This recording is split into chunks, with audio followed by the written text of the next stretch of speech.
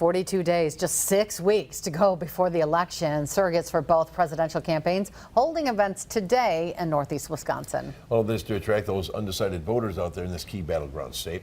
Political reporter Jason Zimmerman heard from both sides. He's live in Grand Chute with your voice, your vote coverage tonight. Jason. Bill, Republicans held a rally this afternoon here in Grand Chute as the Team Trump bus rolled into town after making its second stop, leaving Green Bay. At the same time, Democrats also held an event of their own, supporting Vice President Harris and touting child tax credits.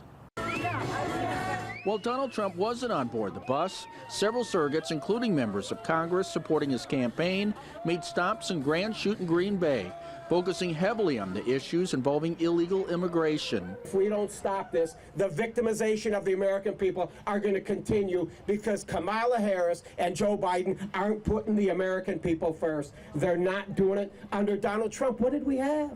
We had the most secure border we've had in decades. Just a few miles away from the rally, Democrats also holding an event as Secretary of State Sarah Godlewski spoke on behalf of the Harris campaign, highlighting a plan for a $3,600 child tax credit to make child care more affordable. Kamala Harris's plan would lower costs for working class families by restoring this much needed child tax credit.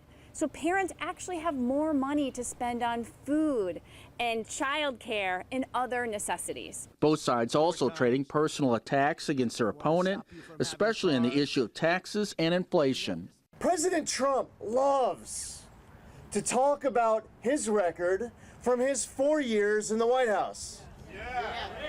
Kamala Harris wants all of us to forget, as if the last 3.5 years ever happened.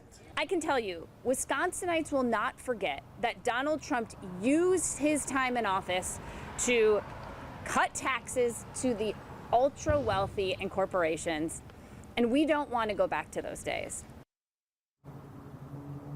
As for the candidates, former President Donald Trump will be back in Wisconsin this weekend for a rally, and I'm told by the campaign of Vice President Harris that she is likely to follow suit soon. Reporting live in Grand Chute, Jason Zimmerman, Action 2 News.